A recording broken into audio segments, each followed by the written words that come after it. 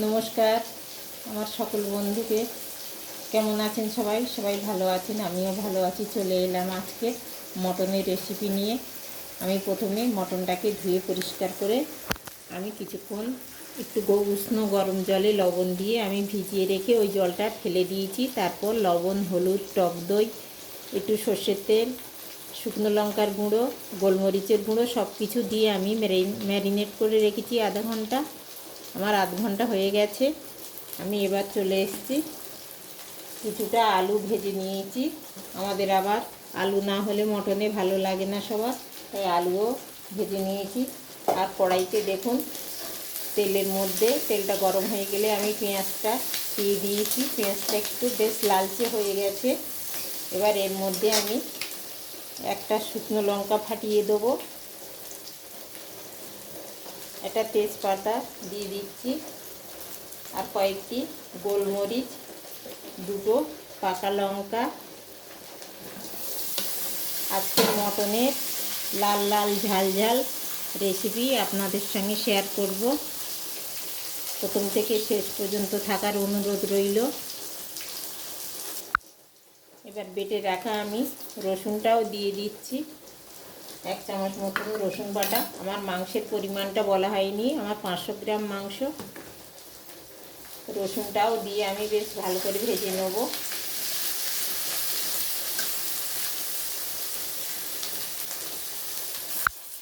আমার পেঁয়াজ রসুনটা খুব ভালোভাবেই ভাজা হয়ে গেছে, বেশ একটা সুন্দর গন্ধ বেরিয়েছে।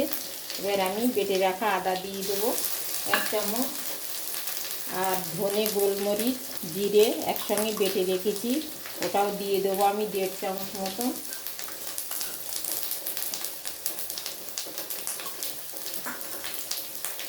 কিছুটা হলুদ দিয়ে দেবো, আমার ম্যারিনেটে দেয়া আছে, আলুতেও একটু দেয়া আছে, তাও একটু দিলাম।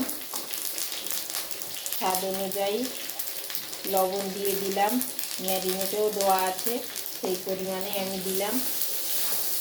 দিয়ে সমস্ত মশলাগুলো আমি ভালো করে কষিয়ে নেব।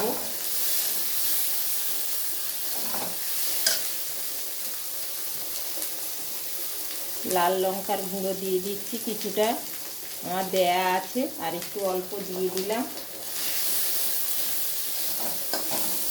এবার আমি মটনটা দিয়ে দেবো।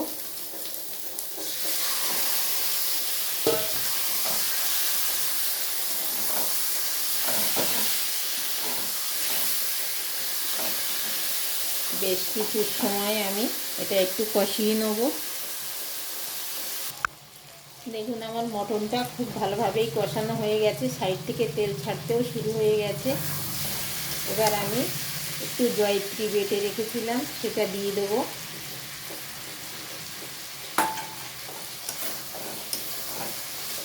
এবার আমি এখানে কিছুটা গরম জল করে রেখেছি, আমি ঠান্ডা জল দেব না, গরম জলটাই দিয়ে দেবো।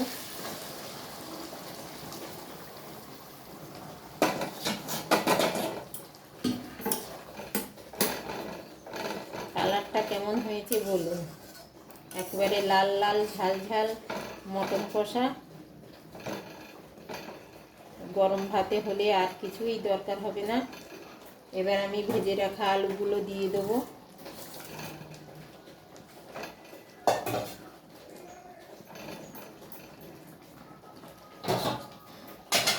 দিয়ে আমি ঢেকে দেবো, কিছুক্ষণ হতে দেবো, যতক্ষণ না সেদ্ধ হয় ততক্ষণ আমি এইভাবে একটু গ্যাসের জোর কম করে বসিয়ে রাখবো।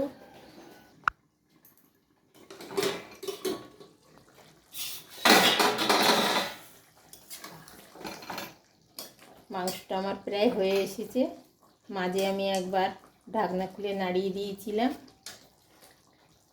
এবার আমি কি করব, আমি কিছুটা গরম মশলা বেটে রেখেছি, দারচিনি, লবঙ্গ, এলাচ, সেই বাটা মশলাটা দিয়ে দেবো।